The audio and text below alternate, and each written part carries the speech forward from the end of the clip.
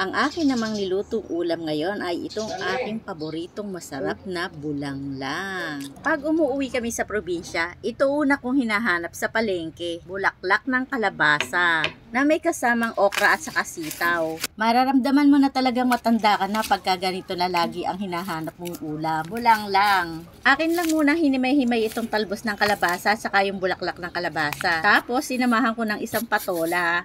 Eka nga ng iba'y masarap na, masustansya pa. Una, nagpakulo lang ako ng sibuyas kamatis. Tapos sinahugan ko ng isang pritong galunggong. Nilagyan ko ng pampalasang bagoong na isda. Tapos nung kumulo na, nilagay ko na yung sitaw okra. Nung malambot na yung sitaw, sinunod ko na rin yung patola. Pati itong bulaklak ng kalabasa at saka talbos ng kalabasa.